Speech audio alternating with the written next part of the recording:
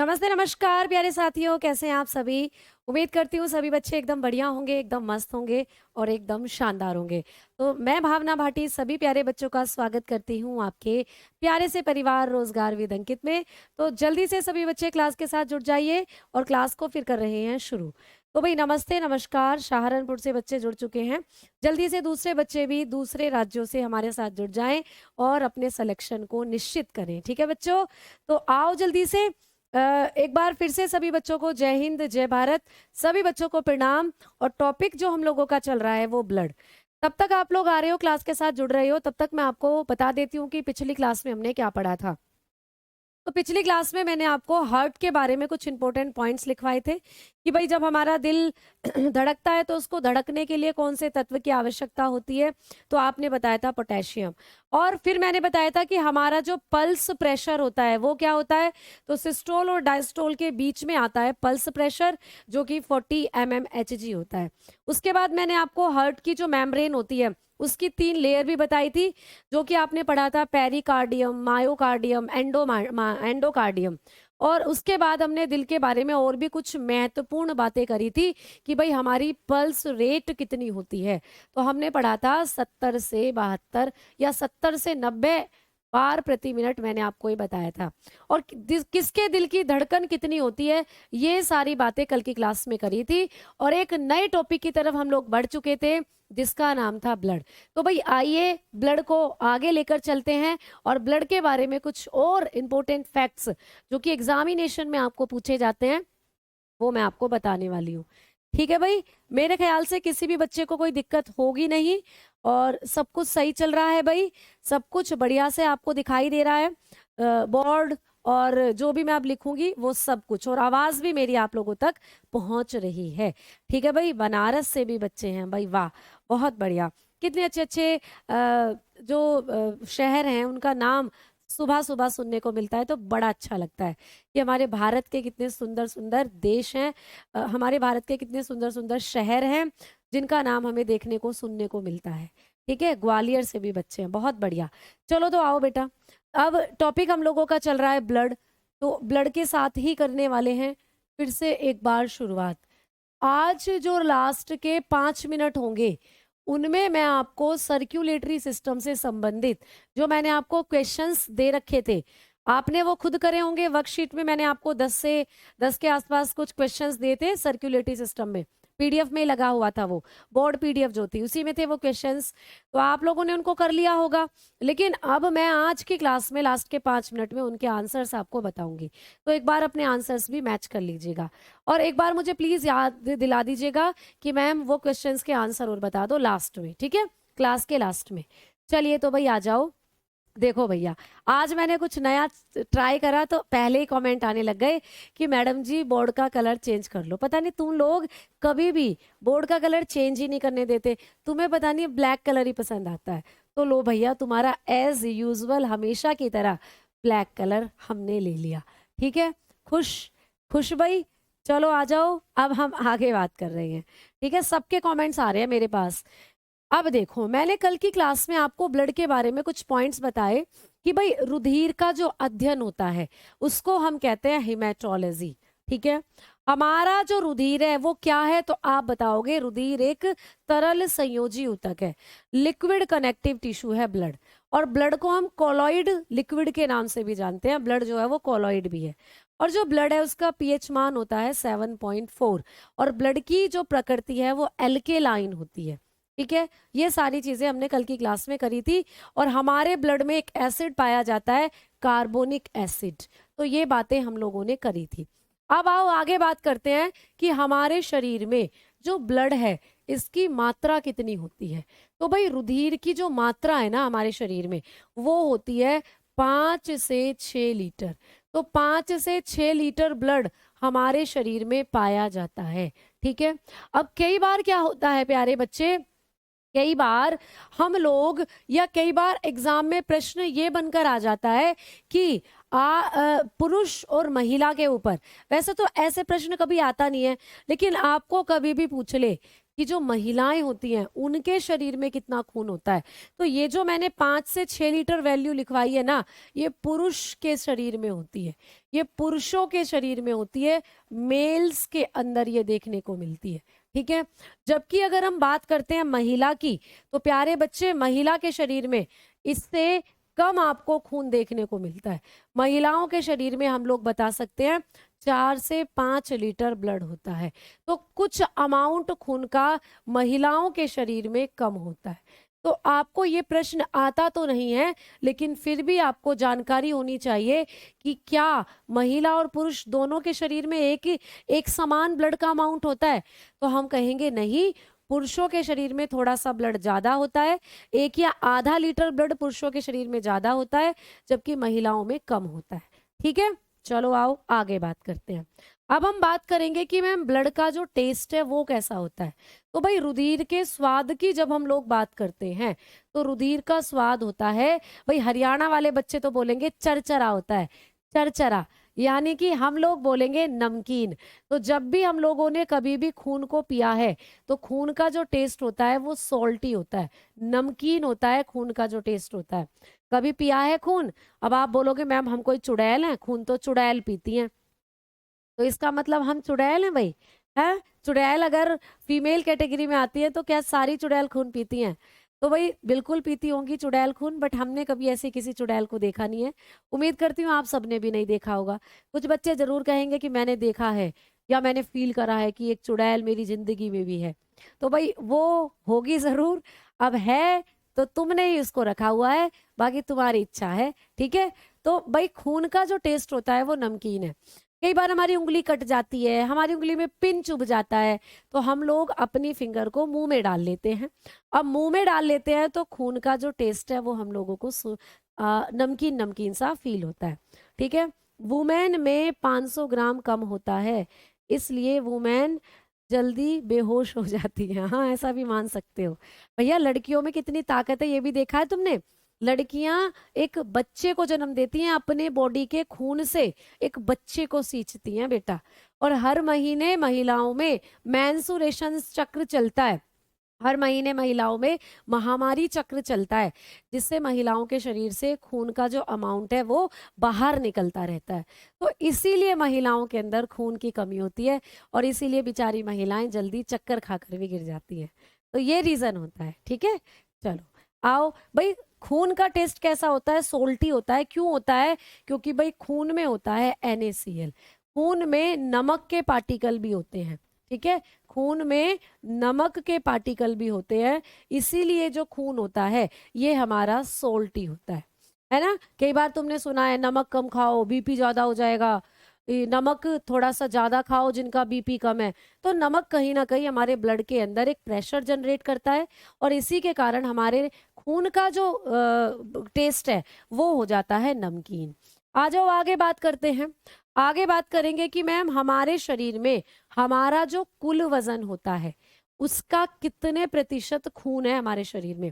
भाई ये तो हमने लीटर में बात कर ली कि 5 से 6 लीटर ब्लड है हमारी बॉडी में, और अगर आपको पूछ ले आपके कुल वजन के कितने प्रतिशत खून है, तो आओ इसकी भी बात करते हैं।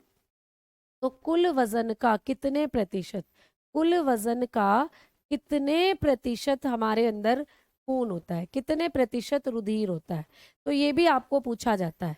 तो आपके कुल वजन का हमारे शरीर में टोटल 7 से 8 प्रतिशत होता है भाई खून। तो हमारे कुल वजन का 7 से 8 प्रतिशत रुधिर होता है। ठीक है। तो आप लोग बता सकते हो टोटल बॉडी वेट का, टोटल बॉडी वेट जो है हम लोगों का, टोटल बॉडी वेट का, ठीक है, जो परसेंटेज है ब्लड का बेटा वो कितना होता है, तो आप लोग बताकर चलेंगे 7 to 8% होता है। ठीक है, वैसे 2 बार लिखने की बिल्कुल भी जरूरत नहीं है, एक बार में ही आपको समझ में आ गया कितना होता है भाई, तो आप लोग बताकर चलोगे 7 to 8% होता है। ठीक है, तो हमारे कुल वजन का, टोटल बॉडी वेट का जो खून का परसेंटेज है वो होता है 7 से 8%। ठीक, समझ में आ गई बात? आओ आगे बात करेंगे अब ब्लड के बारे में। अब हम लोग पूछे, आपसे कभी भी पूछ ले कि जो हमारा रुधिर होता है इसका या रुधिर के अंदर कौन सा पिगमेंट पाया जाता है, तो आपको ये भी याद रखना है, ठीक है। तो कौन सा पिगमेंट, कौन सा वर्णक रुधिर में पाया जाता है। अगर हम वर्णक की बात करते हैं, अगर हम पिगमेंट की बात करते हैं, तो हमारे खून में एक पिगमेंट पाया जाता है जिसका नाम है हेमोग्लोबिन, जिसका नाम है प्यारे बच्चे हेमोग्लोबिन, ठीक है। तो हमारे खून में एक पिगमेंट पाया जाता है जिसका नाम है हेमोग्लोबिन। ये भी प्रश्न आता है एग्जाम में कि हमारे रुधिर में कौन सा वर्णक पाया जाता है, कौन सा पिगमेंट हमारे खून में होता है। अब देखो पिगमेंट होता क्या है, वर्णक होता क्या है, तो आओ थोड़ा सा वर्णक के बारे में आपको बता दूं, ठीक है। आ जाओ। तो भाई जब भी हम बात करते हैं वर्णक की, जब भी हम बात करते हैं पिगमेंट की, तो पिगमेंट वो पदार्थ होते हैं, पिगमेंट वो पदार्थ होते हैं जो किसी भी चीज को रंग प्रदान करते हैं। तो पिगमेंट का काम होता है रंग प्रदान करना, ठीक है। पिगमेंट का काम क्या होता है, रंग प्रदान करना, प्रोवाइड कलर। तो ये हमारे शरीर के अंदर कलर प्रोवाइड करते हैं भाई, हमारे शरीर में जितनी भी चीजें हैं उनको रंग देने का काम करते हैं। अब जैसे मैं आपसे पूछूं हमारे खून का रंग कैसा है, आप बताओगे खून का रंग तो लाल है। क्यों है हमारे खून का रंग लाल, तो मैंने अभी अभी बताया हमारे खून में एक पिगमेंट होता है, ये पिगमेंट ही हमारे खून को लाल रंग देता है।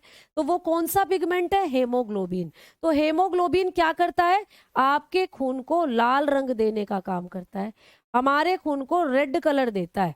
तो आपका जो खून है वो लाल किसके कारण है, आप बताओगे हेमोग्लोबिन के कारण।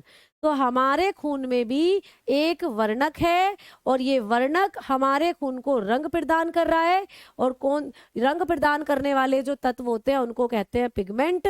तो हमारे खून में कौन सा पिगमेंट है, आप बताओगे हेमोग्लोबिन है, ठीक है। अब मैं थोड़ा सा आपको हेमोग्लोबिन के बारे में कुछ बताने वाली हूँ। जो हेमोग्लोबिन है बेटा, इसके बारे में बहुत सी चीजें हैं जो आपको पढ़नी है, ठीक है। हेमोग्लोबिन, तो आइए भाई हेमोग्लोबिन के बारे में कुछ पॉइंट्स मैं आपको बताती हुई चलती हूँ। अगर हम हेमोग्लोबिन की बात करते हैं तो क्या है हेमोग्लोबिन भाई, एक पिगमेंट है, एक वर्णक है। क्या काम करता है, अभी अभी मैंने आपको लिखवाया कि भाई हमारे खून का रंग लाल करता है, ठीक है। अभी दोबारा भी लिखवाऊंगी एक बार। तो अब आ जाओ हेमोग्लोबिन के बारे में बातें करेंगे। बेटा हेमोग्लोबिन की अगर बात करें तो ये दो शब्दों से मिलकर बना है, ये दो शब्दों से मिलकर बना है। एक है प्यारे बच्चे हेम, ठीक है, एक है प्यारे बच्चे हेम, ठीक है, हेम, और एक है बेटा ग्लोबिन, एक है ग्लोबिन, ठीक है। तो ये दो चीजों से मिलकर बना है हेम और ग्लोबिन। तो हेमोग्लोबिन दो शब्दों से मिलकर बना है, हेम और ग्लोबिन। मैम हेम का मतलब क्या होता है, हेम का मतलब है आयरन, यानी Fe लिखते हो जिसको आप आयरन, और आयरन को हम लोग लोहा भी बोलते हैं, लोहा। तो हेम का मतलब होता है आयरन। और मैम ग्लोबिन का मतलब क्या है, तो ग्लोबिन है बेटा एक प्रोटीन, ग्लोबिन है एक प्रोटीन, ठीक है। ग्लोबिन क्या है, ग्लोबिन एक प्रोटीन है। तो कभी भी आपको प्रश्न पूछेगा कि हेमोग्लोबिन कौन कौन सी दो शब्दों से मिलकर बना है, तो दो शब्दों से, हेम और ग्लोबिन, ठीक है। भारी सा लग रहा है, मेरी आवाज बहुत भारी सी लग रही है भैया, आवाज तो भारी नहीं है, बाकी तुम्हें लग रही है तो हो सकता है कि कुछ दिक्कत हो माइक वगैरह में, ठीक है। मैम अगर मेरा बॉडी वेट 40 किलोग्राम है तो उसके अकॉर्डिंगली उसके अकॉर्डिंगली 7% 2 किलोग्राम ब्लड होगा, हाँ जी बिल्कुल। तो मान लीजिए अगर मेरी बॉडी का वजन 50 किलो है तो 7% अगर हम निकाल कर चलते हैं तो जो वजन आएगा वो मेरी बॉडी में मेरे वजन का आएगा, मेरे ब्लड का आएगा, ठीक है, हाँ जी बिल्कुल ऐसा ही होगा, ठीक है। मैम जी मेरा पूरा शरीर दुख रहा है, बेटा दवाई लो, डॉक्टर को दिखाओ, अगर फीवर सा भी लग रहा है तो पैरासीटामोल या डोलो खाकर सो जाओ, और खाली पेट नहीं, खाना खाने के बाद, और आराम करो, ठीक है। चलो आओ आगे बात करते हैं अब हम लोग कि मैम हेमोग्लोबिन क्या है। तो हेमोग्लोबिन दो शब्दों से बना है, हेम और ग्लोबिन। हेम होता है आयरन, ठीक है, और ग्लोबिन होती है प्रोटीन। कई बार तुमने सुना है ना, जिसके शरीर में खून की मात्रा कम हो जाती है या जिसके शरीर में हेमोग्लोबिन कम आता है, तो डॉक्टर कहता है कि आपको आयरन वाली चीजें खानी है। आप ऐसी चीजें खाओ जिनमें आयरन होता है। आयरन क्यों खाने की सलाह दी जाती है? क्योंकि हेमोग्लोबिन का निर्माण आयरन ही करता है। तो हेमोग्लोबिन के निर्माण के लिए आयरन जरूरी है। इसीलिए आपको पालक, अनार, सेब, ये सारी आयरन वाली चीजें खाने को कहा जाता है जब आप में खून की कमी होती है। तो क्यों? क्योंकि हेमोग्लोबिन को बनाने के लिए आयरन की आवश्यकता होती है हमारे शरीर में।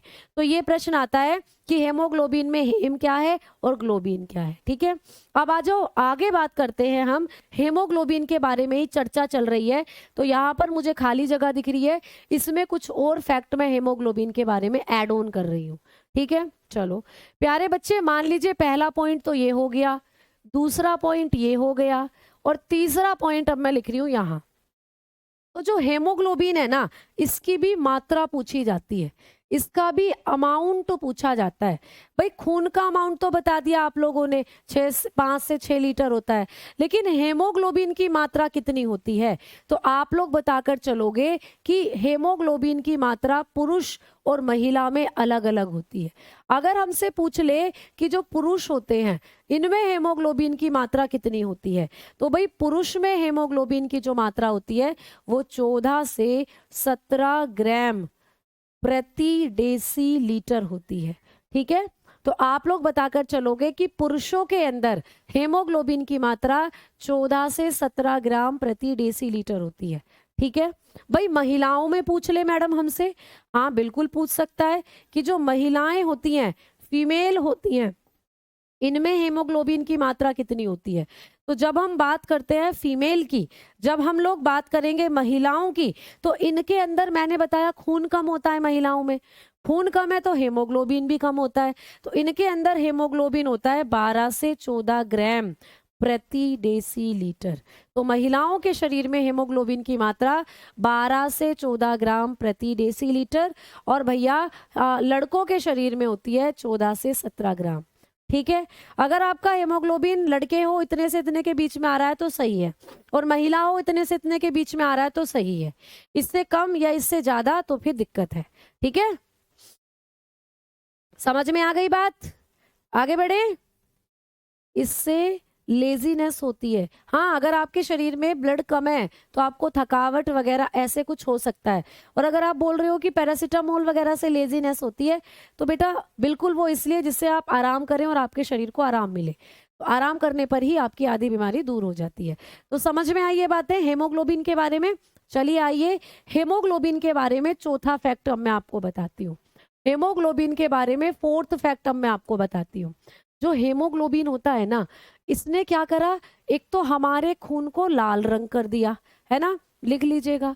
तो ये लिख लीजिएगा आप लोगों को कि रुधिर का लाल रंग, रुधिर को लाल रंग प्रदान करता है, लाल रंग प्रदान करता है। तो हेमोग्लोबिन का काम क्या है भाई? रुधिर को लाल रंग प्रदान करता है हेमोग्लोबिन। लिख सकते हो इसको, provide red colour, provide red colour to blood. तो हमारे ब्लड को रेड कलर देने का काम करता है ये। ठीक है, आगे अगर हम लोग बात करते हैं, पांचवा प्रश्न, पांचवा पॉइंट हेमोग्लोबिन के बारे में। तो ये जो हेमोग्लोबिन है ना, ये हमारे खून के अंदर कहाँ पाया जाता है? हमारे खून में बहुत सारी चीजें, अभी सब पढ़ाऊंगी। तो ऐसा समझकर चलो कि पूरे के पूरे खून में नहीं है हेमोग्लोबिन बेटा। खून के अंदर जो आपकी आरबीसी है, रेड ब्लड सेल, वहां पर पाया जाता है हेमोग्लोबिन। तो ये कई बार आपको प्रश्न बना है कि हमारे खून में हेमोग्लोबिन कहाँ होता है। तो अगर आप अपने खून को देखोगे तो प्यारे बच्चे, ये है तुम्हारा खून, ये है तुम्हारा खून। ठीक है, खून में ये सारी चीजें हैं। खून में प्लाज्मा भी आप पढ़ोगे, खून में आप आरबीसी भी पढ़ोगे, प्लेटलेट भी पढ़ोगे, व्हाइट ब्लड सेल भी पढ़ोगे। तो क्या सभी के अंदर हेमोग्लोबिन भरा पड़ा है? तो आप कहोगे नहीं, हमारे खून में जो हमारी आरबीसी होती हैं, ये जो हमारी आरबीसी हैं, लाल रुधिर कोशिकाएं, ये जो तुम्हें लाल लाल रंग की दिख रही हैं, ये बड़ी बड़ी सी, केवल इन्हीं में होता है हेमोग्लोबिन। तो हेमोग्लोबिन केवल किस में पाया जाता है, आप बताओगे। हेमोग्लोबिन को हम शॉर्ट में ना HBB लिखते हैं, हेमोग्लोबिन को शॉर्ट में HBB लिखा जाता है। तो हेमोग्लोबिन केवल किस में पाया जाता है, RBC में पाया जाता है। तो लिख के चलेंगे भाई अपने इस फैक्ट को, आ जाओ तो लिख लीजिएगा हेमोग्लोबिन, हेमोग्लोबिन RBC में, ठीक है, RBC में पाया जाता है। RBC होती है बेटा लाल रुधिर कोशिकाएं, लिखवाऊंगी इन्हें आगे, अभी आप लिख लीजिए कि हेमोग्लोबिन RBC में पाया जाता है। तो लिख लीजिएगा haemoglobin present in, haemoglobin present in RBC। तो ये केवल किस में होता है, RBC में होता है केवल हेमोग्लोबिन। ये प्रश्न आता है एग्जाम में, ठीक है। अब यहीं पर नोट कर कर एक पॉइंट लिखेंगे कि भाई किसकी RBC है जिसमें हेमोग्लोबिन नहीं होता। इस संसार में जितने भी जंतु हैं जिनके अंदर भी खून है और खून के अंदर RBC है, तो वहां पर आपको हेमोग्लोबिन देखने को मिलेगा। लेकिन अगर हम बात करें कैंचुए की, अगर हम बात करें कैंचुआ, हाँ वही वाला कैंचुआ जिसके अंदर 5 से 8 दिल होते हैं और वो बहुत सारी कैंचुई को पटा भी सकता है। तो इस कैंचुए के बारे में एक और पॉइंट आपको पढ़ना है। तो ये जो कैंचुआ होता है, इस कैंचुए के अंदर RBC नहीं होती बेटा, कैंचुए में RBC नहीं होती हैं। तो ये बात याद रखोगे कि किसके अंदर RBC नहीं होती हैं, तो आप बताओगे कैंचुए में। अर्थवॉर्म हैज नो RBC, तो अर्थवॉर्म के पास कोई RBC नहीं होती प्यारे बच्चों। अब मैम इसके पास RBC नहीं है, लेकिन इसको जब मारते हैं हम, कभी मारा है कैंचुआ, जब उसको मारते हैं पैर के नीचे कुचल जाता है तो लाल लाल खून निकलता है उसमें से। और मैम लाल खून निकलता है तो इसका मतलब उसमें भी हेमोग्लोबिन है, क्योंकि हेमोग्लोबिन खून को लाल रंग देता है ना। तो मैडम कहीं ना कहीं उसमें भी लाल रंग है, तो उसके अंदर भी कहीं ना कहीं हेमोग्लोबिन है। अब आपने बताया हेमोग्लोबिन तो RBC में होता है ना। तो इसके अंदर जब हेमोग्लोबिन नहीं, मतलब RBC नहीं है, तो इसका हेमोग्लोबिन कहाँ होता है, ये प्रश्न आता है। तो ये भी आपको बात लिखनी है कि कैंचुए में, कैंचुए में, कैंचुआ में हेमोग्लोबिन, हेमोग्लोबिन कहाँ पाया जाता है बेटा, प्लाज्मा में पाया जाता है, ठीक है, प्लाज्मा में पाया जाता है। तो खून के अंदर प्लाज्मा होता है, उसमें पाया जाता है हेमोग्लोबिन। तो कैंचुए में हेमोग्लोबिन कहाँ होता है, ऐसे प्रश्न पूछेगा तो ऑप्शन दे देगा RBC में, WBC में, प्लाज्मा में, और तो चौथा दे देगा प्लेटलेट में, ऐसे करके। तो आपको बताना है कि कैंचुए में जो हेमोग्लोबिन होता है वो उसके प्लाज्मा में पाया जाता है। तो ये पॉइंट भी आपको पेपर में आता है, तो लिख लीजिएगा haemoglobin present in, haemoglobin, haemoglobin present in plasma, in plasma of earthworm. तो अर्थवॉर्म के प्लाज्मा में पाया जाता है जो हेमोग्लोबिन होता है। बात समझ में आ रही है आपको, बोलो जल्दी से। कॉकरोच में RBC नहीं होती बेटा, कॉकरोच में तो RBC होती ही नहीं है, कॉकरोच में भी नहीं होती, लेकिन कॉकरोच के अंदर हेमोग्लोबिन भी नहीं होता। तो जहां पर हम हेमोग्लोबिन पाया जाता है उनकी बात कर रहे हैं। तो कैंचुए में RBC नहीं है, लेकिन हेमोग्लोबिन पाया जाता है। तो कैंचुए में हेमोग्लोबिन कहाँ होता है, आप बताओगे प्लाज्मा में होता है, ठीक है। अब मैं आपको एक ब्रैकेट में कुछ ऐसी चीजें लिखवा देती हूँ जिससे आपको पता चले कि खून का रंग कैसा कैसा होता है। तो खून का रंग ना मोस्टली नीला हो सकता है, सफेद हो सकता है और लाल हो सकता है, ठीक है। ये आपको ज्यादा पूछे जाते हैं। तो ये किस किस के कारण ऐसा खून के रंग हो रहे हैं, तो ये सब पिगमेंट के कारण हो रहे हैं भाई। सारे के सारे पिगमेंट है जो खून का रंग नीला कर रहे हैं, लाल कर रहे हैं और सफेद कर रहे हैं। तो लाल रंग किसके कारण है वो तो हमने पढ़ ही लिया, हेमोग्लोबिन के कारण। लेकिन कहीं आपको पूछ ले, यहीं पर बना देती हूँ नोट्स, ठीक है, जिससे आप इन पॉइंट्स को पढ़ोगे तो साथ में ये पॉइंट भी आपको समझ में आ जाएंगे। आपको कभी भी पूछे कि रुधिर का नीला रंग किसके कारण होता है, रुधिर का नीला रंग, रुधिर का नीला रंग किसके कारण होता है, ब्लू कलर, ठीक है, blue colour, blue colour of blood. तो ब्लड का जो ब्लू कलर है ना वो होता है हेमोसाइनिन के कारण, हेमोसाइनिन के कारण, हेमोसाइनिन पिगमेंट के कारण। तो हेमोसाइनिन पिगमेंट होता है हेमोसाइनिन। बेटा साइनिन का मतलब होता है नीला, तो हेमोसाइनिन वर्णक के कारण जो रुधिर का रंग होता है वो नीला होता है, ठीक है।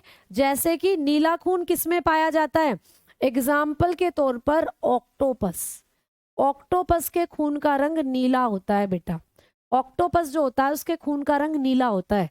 किसके कारण, ऑक्टोपस के खून में हेमोग्लोबिन नहीं होता, ऑक्टोपस के खून का रंग नीला है, उसके खून में होता है हेमोसाइनिन, ठीक है, समझ में आ गई बात। अब यहीं पर एक और पॉइंट नीचे की तरफ इसी बॉक्स में ऐड कर देती हूँ, इसी बॉक्स में अगला पॉइंट ऐड कर देती हूँ। दूसरे नंबर पर बात करोगे, दूसरे नंबर पर बात करोगे कि भाई रुधिर का सफेद रंग, लिखना रुधिर का सफेद रंग, रुधिर का सफेद रंग। आपको पूछ ले सफेद रंग किसके कारण होता है, रुधिर का सफेद रंग, white colour of blood, white colour of blood. जब आप देखते हो व्हाइट कलर ऑफ ब्लड जो है वो किसके कारण होता है, तो आप लोग बताकर चलोगे कि रुधिर का जो व्हाइट कलर होता है वो होता है हेमोलिम्फ के कारण, हेमोलिम्फ पिगमेंट के कारण, हेमोलिम्फ पिगमेंट, ठीक है, हेमोलिम्फ पिगमेंट के कारण होता है बेटा, हेमोलिम्फ। लिख सकते हो हिंदी में भी भाई बेटा, हेमोलिम्फ, हेमोलिम्फ के कारण होता है। तो हेमोलिम्फ वर्णक के कारण रुधिर का सफेद रंग होता है। और मैम ये किस में पाया जाता है, सफेद रंग किस में पाया जाता है, तो भाई सफेद रंग पाया जाता है कीट पतंगों में। जैसे आप कॉकरोच को मारो तो कॉकरोच में से सफेद रंग का ब्लड निकलेगा। इनके एग्जाम्पल की बात करें तो कीट, इंसेक्ट बेटा, इंसेक्ट, मक्खी को मारो तो सफेद रंग का निकलेगा, है ना। तो जितने भी इंसेक्ट होते हैं, अब एक बच्चा बोलेगा हम मच्छर को मारते हैं मैम लाल खून निकलता है, भैया वो तुम्हारा खून है, मच्छर जब तुम्हारा खून पीता है तो उसके पेट में जो खून भरा रहता है वो तुम्हारा खून होता है लाल रंग का। किसी ऐसे मच्छर को मारना जिसने खून नहीं पी रखा तो सफेद सफेद सा निकलता है। तो जो कीट होते हैं उनमें सफेद रंग का खून होता है किसके कारण, हेमोलिम्फ पिगमेंट के कारण। और रेड कलर का तो बता ही दिया है, हेमोग्लोबिन के कारण। समझ में आ गई बात। बहुत है, आप भी सांवली हो रही हो, हाँ बेटा बिल्कुल, गर्मी है, गर्मी में तो भैया सांवले हो ही जाते हैं, ठीक है। चलो भाई दीपक जी पहली बार क्लास ले रहे हैं, बहुत बढ़िया, ठीक है। मैम जोब,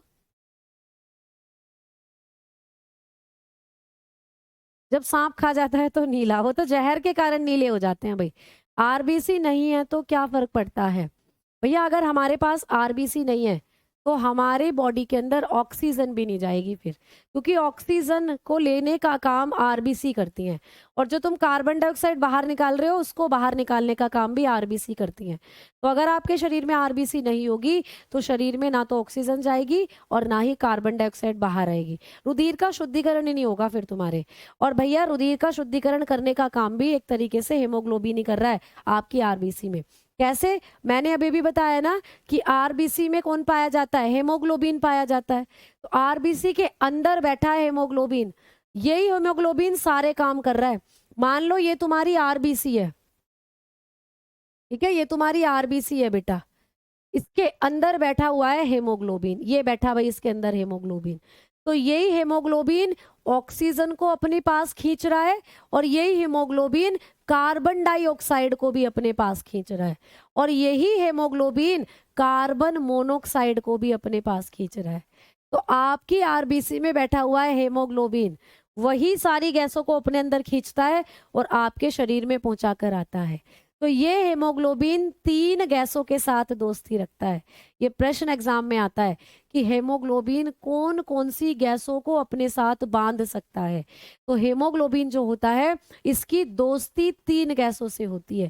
भाई इतनी सारी गैस है हवा में, इतनी सारी गैसों को छोड़कर इसने सिर्फ 3 दोस्त बनाए हैं। भाई इस संसार में कितने सारे लोग हैं, तो क्या सभी आपके दोस्त हैं क्या? नहीं, उनमें से कुछ चुनिंदा ही हैं जो आपके बेस्ट फ्रेंड होंगे, है ना। वैसे ही संसार में बहुत सारी गैसें हैं, लेकिन सिर्फ 3 गैसें हैं जो हेमोग्लोबिन के साथ दोस्ती करती हैं। तो एग्जाम में प्रश्न आता है कि हेमोग्लोबिन कौन कौन सी गैसों के साथ बंधुता दिखाता है। तो आइए भाई अगला पॉइंट लिखेंगे 6ठे नंबर पर। जो हम लोगों का ये पॉइंट चल रहा था 5वें के बाद, अब ये एक्स्ट्रा पॉइंट्स थे जो मैंने डब्बे में बंद कराए। अब आ जाओ 6ठे पॉइंट की बात कर ली जाए। तो 6ठा पॉइंट मैं यही लिखवाऊंगी। 6ठा पॉइंट मैं यहां लिखवाऊंगी आप लोगों को कि हेमोग्लोबिन जो होता है, हेमोग्लोबिन, हेमोग्लोबिन 3 गैसों के साथ बंधुता दिखाता है। बंधुता, बंधुता मतलब बॉन्डिंग करता है, ठीक है। 3 गैसों के साथ बंधुता दिखाता है। ये प्रश्न आता है कि हेमोग्लोबिन को कितनी गैसों के साथ बाइंड अप कर सकता है, तो आप बताओगे 3। तो लिखना हेमोग्लोबिन। बेटा हेमोग्लोबिन को मैं शॉर्ट में H भी लिख रही हूँ, समझ जाना है हेमोग्लोबिन है। हेमोग्लोबिन बाइंड या bonding with 3 gases, with 3 gases. तो हेमोग्लोबिन 3 गैसेस के साथ बॉन्डिंग कर सकता है। अब ये 3 गैसेस कौन कौन सी हैं ये आपको पूछा जाता है। तो प्यारे बच्चे अगर हम बात करते हैं इन 3 गैसेस की, तो ये 3 गैसेस कौन कौन सी हैं। तो अगर आप इन 3 गैसेस की बात करते हो, अगर आप इन 3 गैसेस के बारे में बात करोगे, तो ये जो 3 गैस हैं ये हैं आप लोगों की कार्बन मोनोऑक्साइड, ठीक है। पहले नंबर पर लिखना कार्बन मोनोऑक्साइड, कार्बन मोनोऑक्साइड। बहुत ज्यादा एग्जाम में प्रश्न आता है कार्बन मोनोऑक्साइड, कार्बन मोनोऑक्साइड, ठीक है। और दूसरी है बेटा ऑक्सीजन, ऑक्सीजन। और तीसरी है प्यारे बच्चों कार्बन डाइऑक्साइड, तीसरी है कार्बन डाइऑक्साइड, कार्बन डाइऑक्साइड। तो ये 3 गैसों के साथ क्या करता है, बाइंडिंग करता है। अगर हम हेमोग्लोबिन की बात करेंगे तो हेमोग्लोबिन जो है वो 3 गैसों के साथ बाइंडिंग करेगा। फॉर एग्जाम्पल ये है भाई हेमोग्लोबिन, ठीक है, ये है हेमोग्लोबिन। तो ये किसके साथ जुड़ेगा, ये कार्बन मोनोऑक्साइड के साथ जुड़ सकता है। ये है हेमोग्लोबिन, ये किसके साथ जुड़ सकता है, ये ऑक्सीजन के साथ भी जुड़ सकता है। अब ये है भाई हेमोग्लोबिन, ठीक है, ये रहा हेमोग्लोबिन। तो ये किसके साथ जुड़ सकता है, कार्बन डाइऑक्साइड के साथ जुड़ सकता है। लेकिन अब प्रश्न ये है कि इन तीनों में से किसके साथ सबसे बेहतरीन तरीके से जुड़ता है। भाई आपके बहुत सारे दोस्त हैं, लेकिन कुछ एकाध दोस्त होते हैं जिनके साथ तुम्हारी बॉन्डिंग बहुत अच्छी होती है, जिन्हें तुम अपनी हर पर्सनल चीज बताते हो। तो वो कौन सा दोस्त है हेमोग्लोबिन का। तो इन तीनों में से हेमोग्लोबिन जो सबसे ज्यादा जुड़ता है ना, वो कार्बन मोनोऑक्साइड के साथ। ये प्रश्न आता है। तो सर्वाधिक बंधुता जो बनाता है, सर्वाधिक बंधुता किसके साथ बनती है, सर्वाधिक बंधुता दिखाता है कार्बन मोनोऑक्साइड के साथ। ये इंपॉर्टेंट प्रश्न है बेटा, बहुत इंपॉर्टेंट प्रश्न है। एग्जाम में प्रश्न आता है कि कार्बन मोनोऑक्साइड कौन सी गैस के साथ सबसे ज्यादा बॉन्डिंग करता है। तो आप ऑक्सीजन बताकर आते हो, जो कि गलत हो जाता है। आपको बताना है सबसे ज्यादा बंधुता जो दिखाएगा, मोर बॉन्डिंग जो दिखाएगा, वो दिखाता है प्यारे बच्चों कार्बन मोनोऑक्साइड के साथ, ठीक है। और सबसे कम किसके साथ दिखाता है, पेपर में तो सबसे ज्यादा और सबसे कम ही पूछता है, तो सबसे कम दिखाता है कार्बन मोनोऑक्साइड के साथ। तो यहाँ पर सबसे कम बंधुता दिखाता है, सबसे कम बंधुता, यानी सबसे कम जो इसकी दोस्ती है वो किसके साथ है, इन तीनों में कार्बन डाइऑक्साइड के साथ सबसे कम बंधुता, ठीक है। लेस बॉन्डिंग, तो लेस बॉन्डिंग किसके साथ है इसकी, कार्बन डाइऑक्साइड के साथ। तो ये प्रश्न भी आता है हेमोग्लोबिन के बारे में, है। ऑक्टोपस का मतलब मैम बता दो, है भैया ऑक्टोपस एक जंतु है। चलो तुम्हें ऑक्टोपस दिखाऊं आज, ऑक्टोपस दिखाऊं भाई तुम्हें, इसको डेविल फिश भी बोलते हैं। ऑक्टोपस, तुमने ऑक्टोपस के बारे में नहीं सुना भाई, कमाल हो गया। और एक ऑक्टोपस नहीं आया था जिसने भविष्यवाणी भी करी थी कि वर्ल्ड कप इस बार का कौन जीतेगा? तुमने सुना नहीं था उस ऑक्टोपस के बारे में? तो ये ऑक्टोपस ही है, ये ऑक्टोपस हैं सारे बेटा। ये ऑक्टोपस हैं जो आपको समुद्र में मिलते हैं, बड़े सुंदर लगते हैं, बड़े डेविल फिश हैं, लेकिन ये राक्षस मछली भी इसको कहा जाता है। ये ऑक्टोपस है, तो इसका खून नीला होता है, मोलस्का वर्ग में आता है। ये मैं आगे बताऊंगी इन सब सारी बातों को। तो ये ऑक्टोपस, इसका खून होता है नीला, किसके कारण? हेमोसाइनिन पिगमेंट के कारण। ये बताया मैंने अभी पीछे। अब ये वाली स्लाइड समझ में आई? इंपॉर्टेंट स्लाइड है ये। हेमोग्लोबिन 3 गैसों के साथ जुड़ सकता है, सबसे ज्यादा कार्बन मोनोऑक्साइड के साथ, सबसे कम कार्बन डाइऑक्साइड के साथ, ठीक है? और बीच में ऑक्सीजन है, ऑक्सीजन के साथ ना कम ना ज्यादा। लेकिन ये जो दिक्कत एक है कि ये जो कार्बन मोनोऑक्साइड है ये जहरीली गैस है बेटा। कार्बन मोनोऑक्साइड को हम दम घोटू गैस बोलते हैं। दम घोटू है बेटा ये हमारा दम घोट देती है। अगर हमारा हेमोग्लोबिन इसके साथ जुड़ेगा तो बहुत तेजी के साथ ये हमारे शरीर में पहुंचेगी और हीमोग्लोबिन पूरे खून में इसको घोल देगा ले जाकर, और पूरे खून में घुलने के बाद हमारी कोशिकाओं तक ऑक्सीजन नहीं पहुंचेगी, जिससे कोशिकाएं श्रिंक हो जाएंगी, कोशिकाएं मरना शुरू हो जाएंगी और दम घुटने से हमारी मृत्यु हो जाएगी। तो इसको हम साइलेंट किलर भी बोलते हैं। साइलेंट किलर भी है बेटा ये। एग्जाम में ना कई बार क्वेश्चन आता है कि भैया एक कमरे में 4 व्यक्ति सो रहे थे और कमरे के अंदर खिड़की दरवाजे सभी बंद थे, सुबह वो सभी मृत पाए गए, तो किस गैस की वजह से उनकी मृत्यु हो गई? अभी ये सर्दियों में आए दिन अखबार में भी आती है खबर कि भैया अंगीठी जलाकर सो गए रात को गर्माहट के कारण और सुबह उठे तो मृत पाए गए, सुबह देखा तो वो मृत पाए गए। तो भाई ये जो कार्बन मोनोऑक्साइड है ना, ये ईंधन वगैरह जब हम जलाते हैं, अंगीठी या जब पेट्रोल डीजल कंप्लीटली नहीं जल पाते हैं, तो ये निकलती है कार्बन मोनोऑक्साइड गैस। जहरीली गैस है, दम घोटू है, साइलेंट किलर, सोते सोते तुम्हें मार देगी नींद में। तो ये होता है प्यारे बच्चे, ठीक है? इसको लोग खाते भी हैं। हाँ भैया, खाने वाले तो कुछ भी खा लेते हैं, खाने वाले तो कुछ भी खा लेते हैं, तो इसको खाया भी जाता है कई देशों में, हमारे भारत में तो नहीं खाते है ना। चलो, तो भाई ये दम घोटू गैस है और सबसे ज्यादा यही हमारे हीमोग्लोबिन के साथ घुलती है, और अगर ये घुल गई हमारे हीमोग्लोबिन में तो बड़ी तेजी के साथ पूरे शरीर में जहर फैल जाता है और जिससे हमारी मृत्यु हो जाती है, ठीक है? तो ये स्लाइड बहुत इंपॉर्टेंट थी, यहाँ से इन चीजों को याद रखना। अब पिछली स्लाइड को देखने के लिए एक बच्चा कह रहा था भाई पिछली स्लाइड ये रही, ये भी बहुत इंपॉर्टेंट है, ये फैक्ट आपको एग्जाम में पूछ लिए जाते हैं। तो हेमोग्लोबिन के बारे में इतने फैक्ट हैं जो आपको याद कर कर चलने हैं। आ जाओ वापस, खोना नहीं है। मैं आपको ब्लड के बारे में ही पॉइंट्स बताकर चल रही थी, तो यहाँ से हमने हीमोग्लोबिन के बारे में इंपॉर्टेंट फैक्ट्स जो थे वो करे हैं, ठीक है? अब आपको एक और इंपॉर्टेंट फैक्ट मैं हीमोग्लोबिन के बारे में बता देना चाहती हूँ। एक प्रश्न आता है कि जो हेमोग्लोबिन है भाई वो ऑक्सीजन के साथ भी जुड़ता है, तो ऑक्सीजन के कितने मॉलिक्यूल एक हीमोग्लोबिन अपने साथ जोड़ सकता है? तो मान लो ये हेमोग्लोबिन है, ठीक है? ये हेमोग्लोबिन का एक मॉलिक्यूल है, तो ये अपने साथ ऑक्सीजन के कितने मॉलिक्यूल को जोड़ सकता है? आप बताओगे 4। तो एक हीमोग्लोबिन अपने साथ अधिकतम 4 ऑक्सीजन के अणुओं को जोड़ सकता है, ठीक है? तो हेमोग्लोबिन जो होता है, हेमोग्लोबिन ऑक्सीजन के 4 अणुओं को जोड़ सकता है, 4 अणुओं को जोड़ सकता है। ये भी प्रश्न आता है, ठीक है? तो आप लोग बताओगे कि हेमोग्लोबिन जो होता है ये ऑक्सीजन के कितने अणुओं को अपने साथ जोड़ सकता है? तो आप बताओगे 4 अणुओं को, ठीक है? तो इस पॉइंट को यहीं लिखवा रही हूं, हेमोग्लोबिन कैन बॉन्डिंग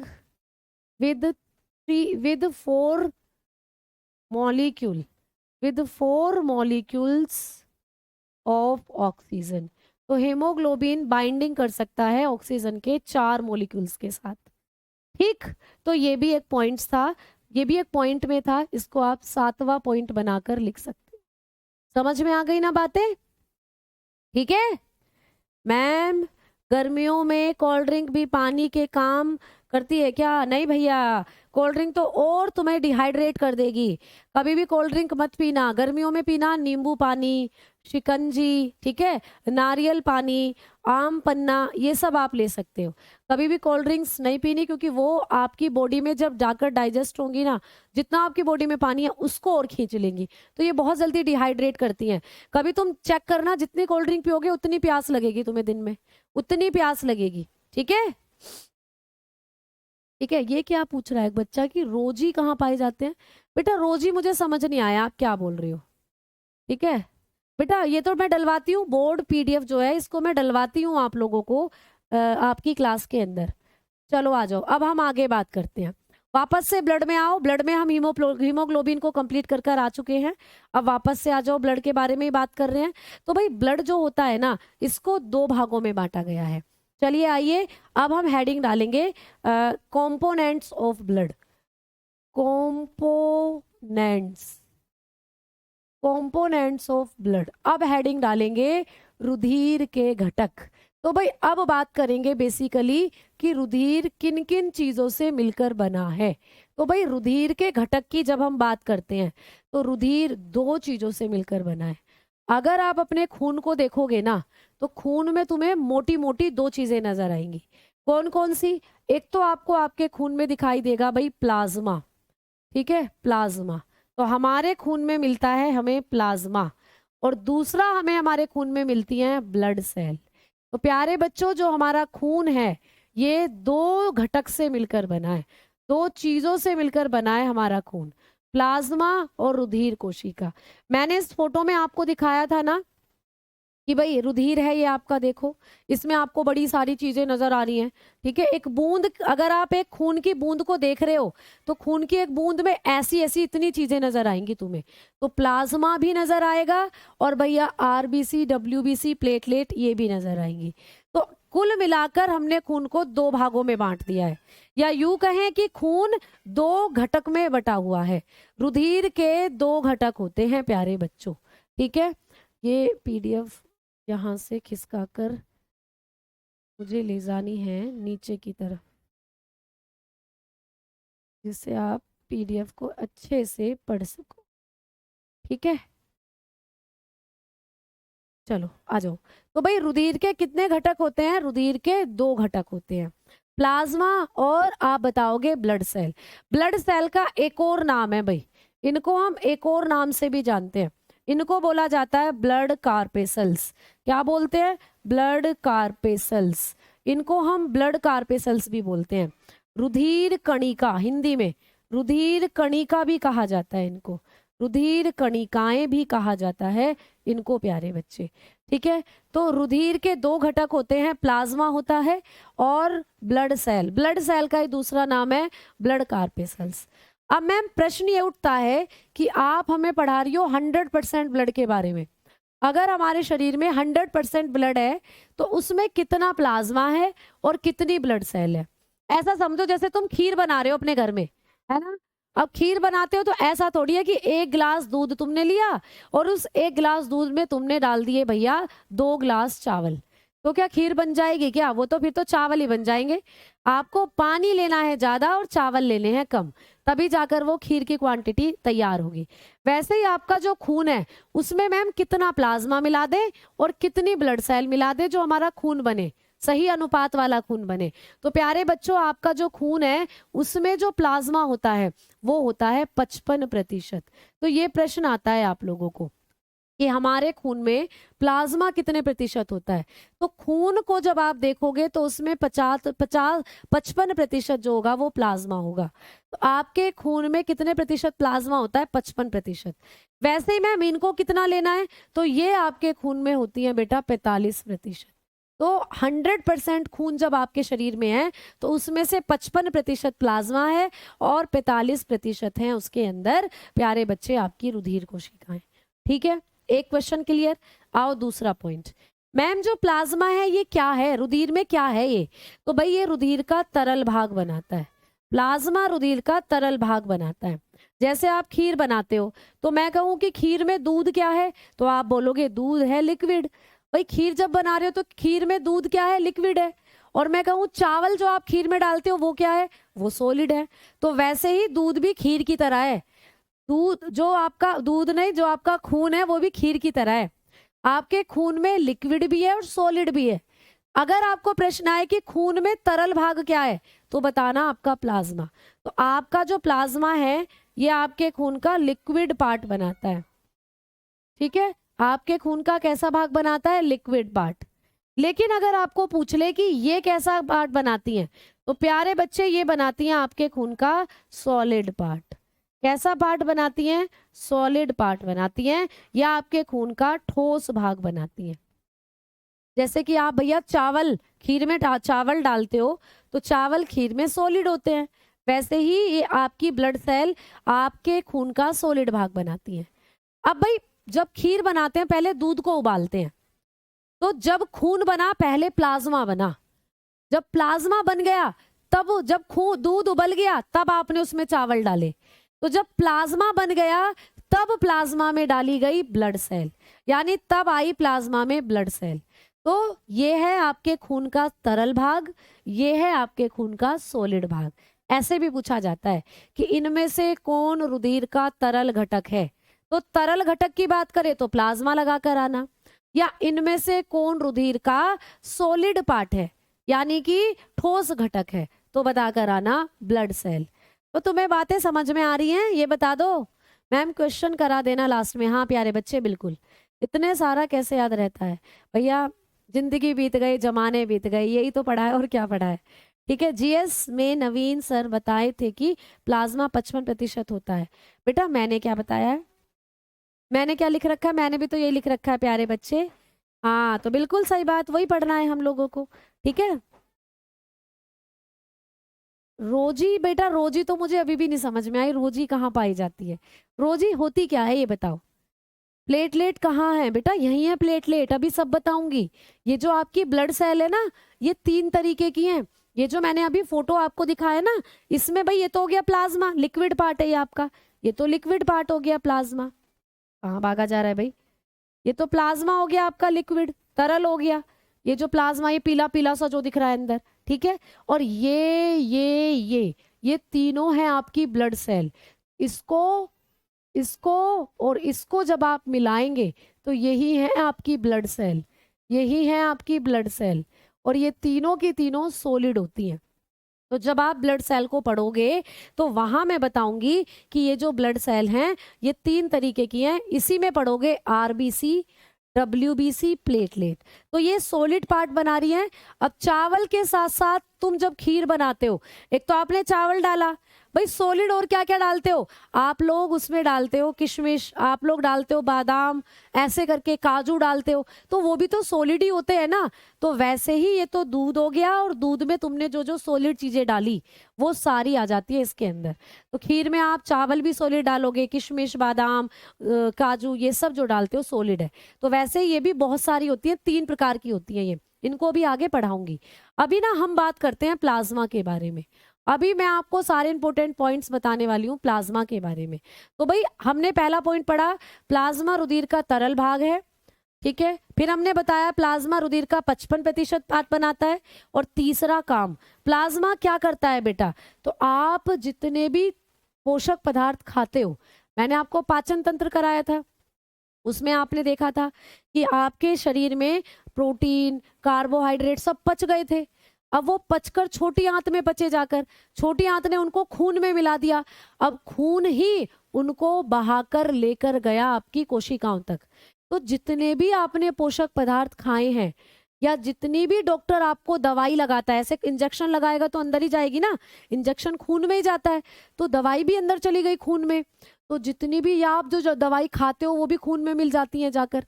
तो प्यारे बच्चे, जितने भी पोषक पदार्थ आपके शरीर में है, उन सारे पोषक पदार्थों को बहाकर लेकर जाने का काम खून करता है। और खून में भी कौन ऐसा है जो बहाकर ले जाएगा सारे पोषक पदार्थों को। तो रटना नहीं है, समझना है।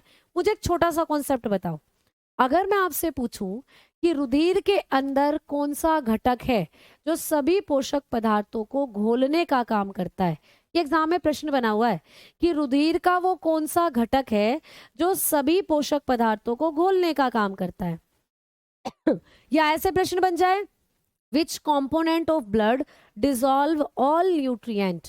तो भाई सारे न्यूट्रिएंट को डिजोल्व कौन करेगा? मुझे एक चीज बताओ, जब भी तुम किसी चीज को घोलोगे, उसको तरल में घोलोगे या सॉलिड में घोलोगे? ये बताओ। कोई भी चीज अगर घुलती है तो वो लिक्विड में घुलेगी या सॉलिड में घुलेगी? तो आप कहोगे मैम किसी भी चीज को अगर घोलते हैं वो लिक्विड में घुलेगी। अगर हमने दूध में चीनी को घोला तो दूध लिक्विड था, उसमें चीनी घुल गई। अगर हमने पानी में चीनी को घोला तो पानी लिक्विड था, उसमें चीनी घुल गई। अगर हम नमक में चीनी को घोलेंगे तो नहीं घुलेगी चीनी, क्योंकि दोनों सॉलिड हो गए, वो तो मिक्स हो गई, घुली नहीं। तो घोलने का काम जब भी पूछे, ये काम करेगा भाई प्लाज्मा। तो रटना नहीं है, हो गया ना याद? एग्जाम की क्वेश्चन लैंग्वेज समझते ही, एग्जाम में जो क्वेश्चन आएगा उसकी लैंग्वेज समझते ही प्रश्न कर आ जाओगे कि रुधिर में कौन सा घटक पोषक पदार्थों को घोलने का काम करता है। भाई घुलने का काम तो हमेशा तरल चीज करती है, और रुधिर का तरल भाग क्या हुआ? प्लाज्मा हुआ। तो लिख दो अगला पॉइंट। तो लिख लीजिएगा, प्लाज्मा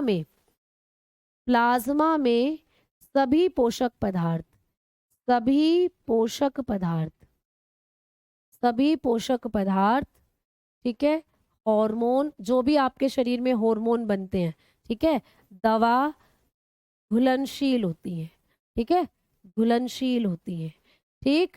तो रुधिर के अंदर जो प्लाज्मा होता है, इसी के अंदर सारे पोषक पदार्थ, सारे हार्मोन जो आपकी बॉडी में बन रहे हैं, और सारे के सारी दवा जो आप खाते हो वो घुलनशील होती है।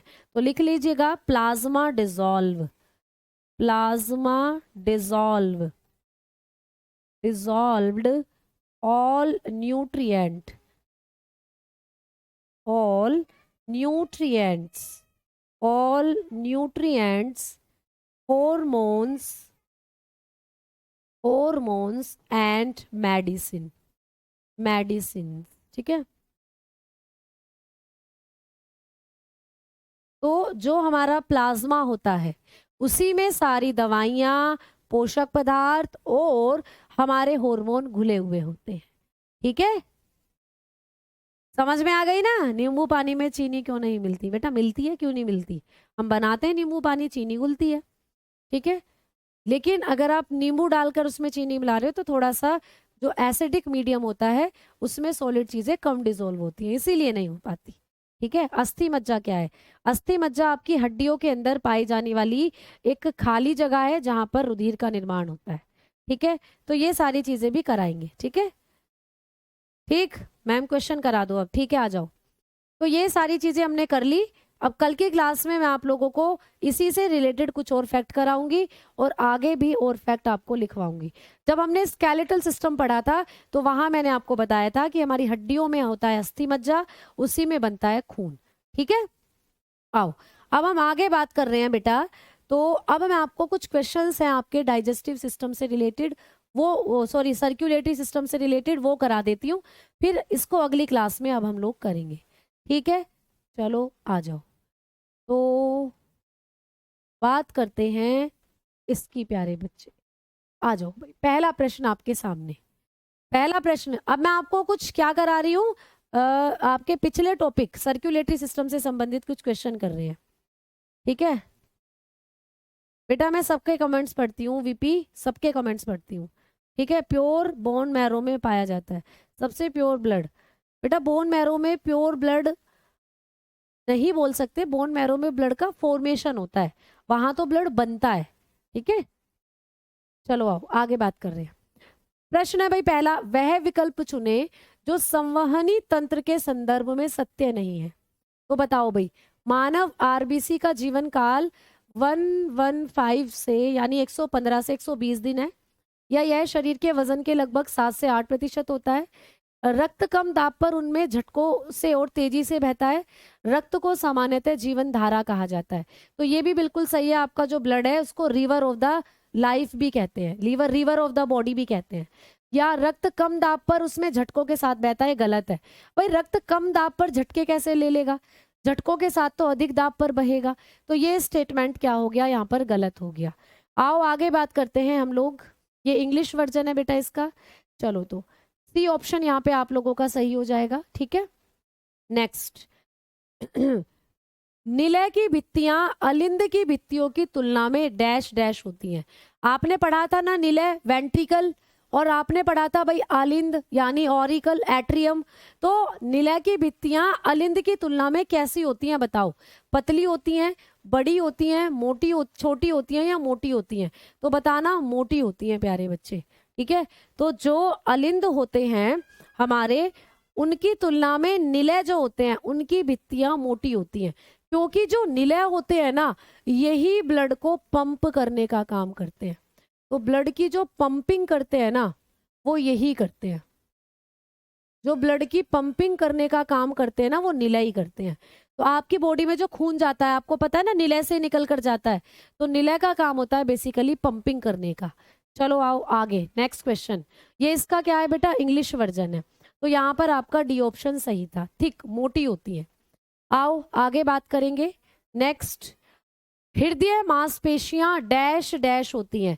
भाई हमारा जो हृदय है, इसके अंदर जो मांसपेशियां पाई जाती हैं वो होती हैं आप लोगों की बेलनाकार, अशाखित, इसको लिखना भी, बेलनाकार, शाखित और एकल नाभिकीय होती हैं।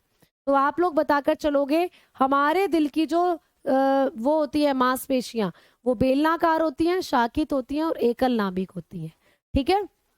चलो आओ भाई, इसका क्या है? इसका जो है यहाँ पर आप लोगों का बी हो जाएगा सही। आओ आगे बात करें। चलो नेक्स्ट, नेक्स्ट क्या है भाई अब आप लोगों का? नेक्स्ट क्वेश्चन है, निम्नलिखित में से कौन सा विकल्प लाल रुधिर कणिकाओं के बारे में सही है?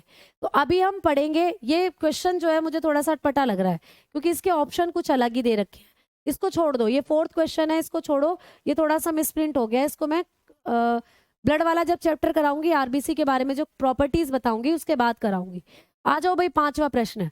निम्नलिखित में से किन प्राणियों में पूरे शरीर में रक्त प्रवाह के प्रत्येक चक्र के दौरान रक्त केवल एक बार हृदय से होकर गुजरता है?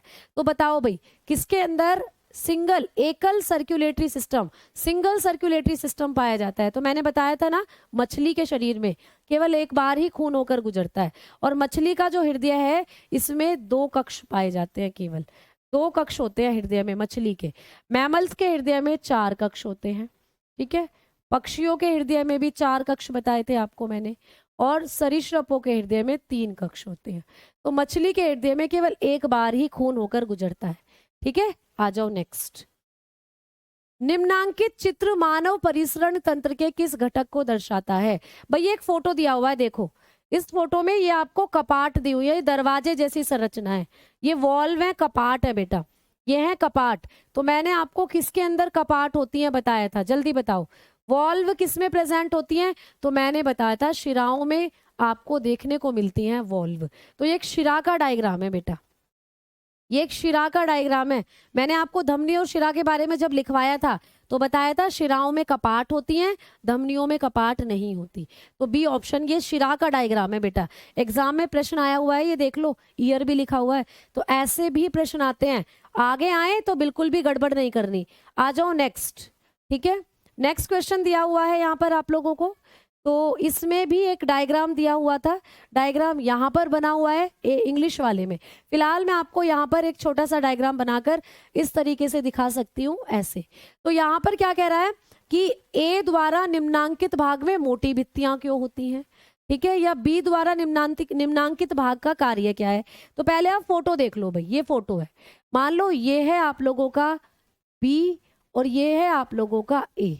तो यहाँ पर आपको ए और बी भाग दिए हुए हैं, उनके बारे में सही स्टेटमेंट आपको देना है, ठीक है। तो आप लोग बताओ, यहाँ पर मैंने आपको क्या बताया था? यहाँ पर मैंने आपको अओर्टा बताई थी, अओर्टा बताया था ना कि यहाँ महाधमनी होती है, और महाधमनी क्या काम करती है? महाधमनी शरीर के सारे अंगों में खून को ले जाकर देती है। तो भाई ये जो आपकी महाधमनी है, इस पर थिक वॉल होती है। मैंने बताया था ना कि हमारे शरीर की जो धमनियां हैं उनकी भित्ति मोटी होती है, तो शरीर की धमनियों की भित्ति मोटी होती है। तो भैया मोटी भित्ति कह रहा है, ए की भित्ति मोटी है, तो ए यहाँ पर है ये और बी यहाँ पर है। तो ए जो है ये क्या काम करता है? Because it pump blood into the right atrium, नहीं, because it pump blood to different part of the body. ये सही है ए के लिए, क्योंकि मैंने बोला था धमनियां शरीर के दूसरे हिस्सों में खून पहुंचाती हैं, है ना। केवल आपके दाएं अलिंद या दाएं लीले में थोड़ी खून पहुंचाती है धमनियां।